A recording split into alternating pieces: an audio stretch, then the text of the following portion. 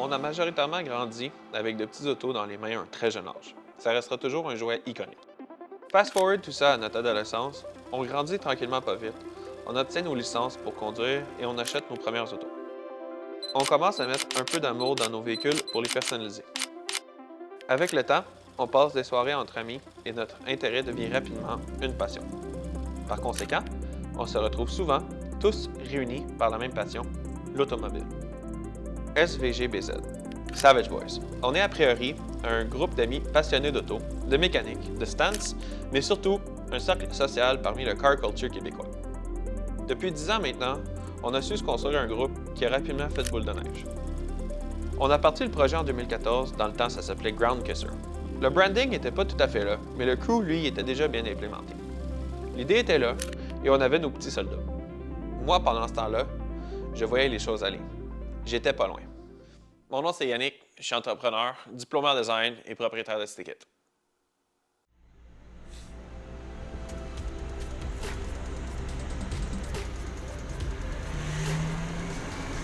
Le marketing, le visuel, le branding, l'événementiel, puis le domaine de l'impression, je côtoie ça au quotidien. Dans le temps, j'ai eu Picture, Rolling Shot Manège, j'ai mis sur pied le premier Paul Walker Memorial Ride. Bref, j'ai fait quelques projets dans le passé.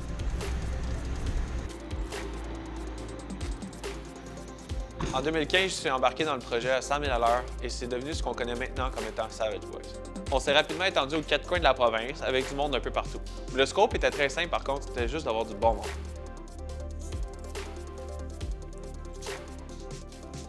Je vous souhaite la bienvenue dans l'univers de Savage Boys.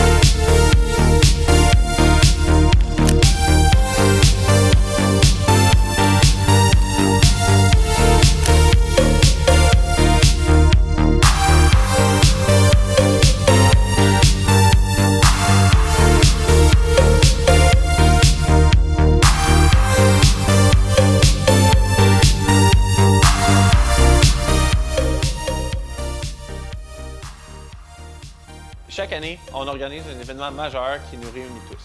Ça s'appelle le Savage Night. C'est plus qu'un simple rassemblement. En fait, c'est une célébration festive du car culture avec notre sauce bien à nous. Au début, on était une douzaine, puis avec le temps, on s'est rendu à quelques milliers. On collabore depuis le tout début avec le Mickey Benz à Vaudreuil, qui nous reçoit année après année. On fait ça gratuitement pour que tous et chacun puissent profiter des fruits de notre passion le temps de notre soirée.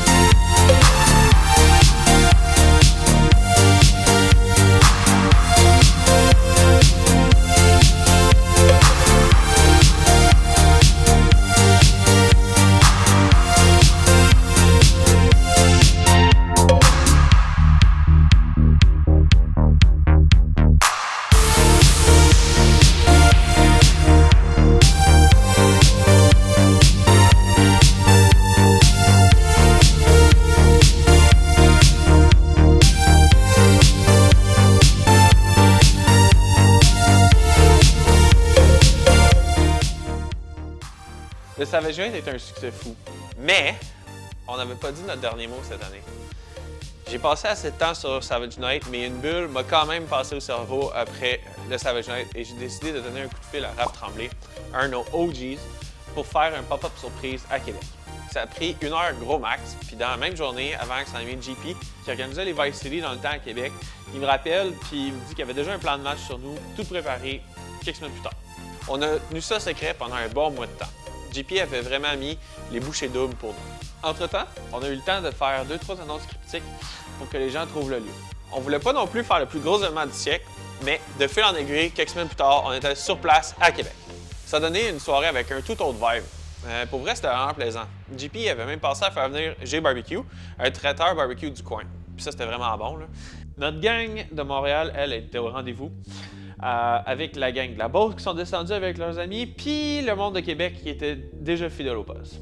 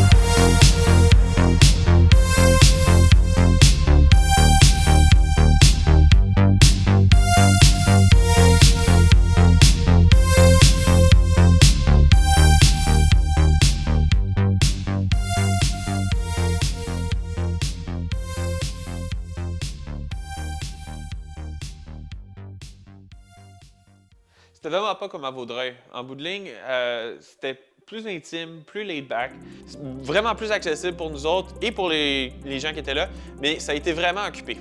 On avait des passionnés, puis beaucoup de monde heureux de nous voir.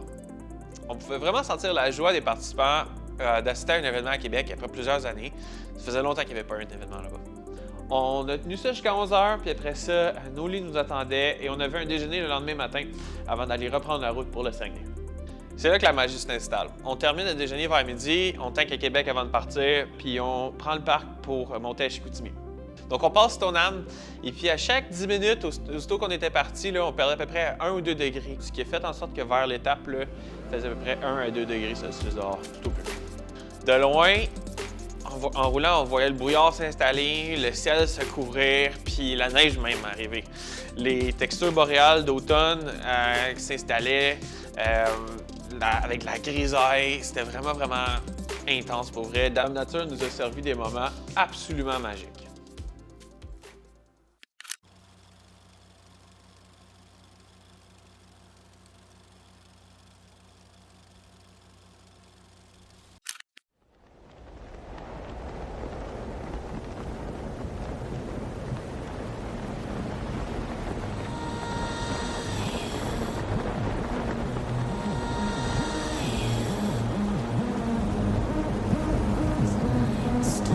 Still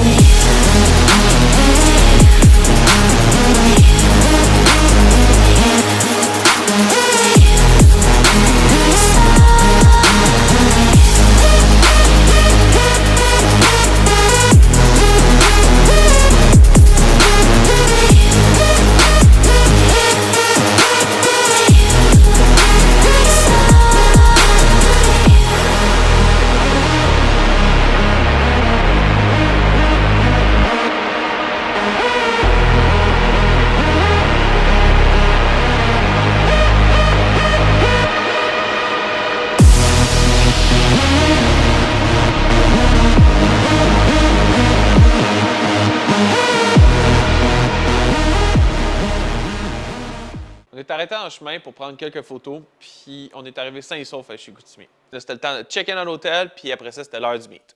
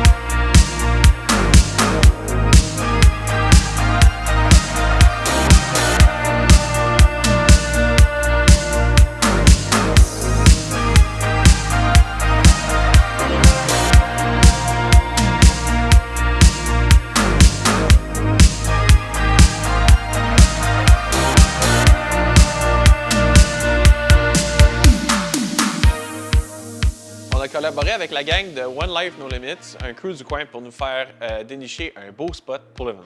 On était équipés pour une soirée froide, on l'a eu, puis on a eu une soirée venteuse aussi. Les gens étaient encore une fois au rendez-vous. On a courté la soirée à raison du froid, puis on s'est réunis à l'hôtel.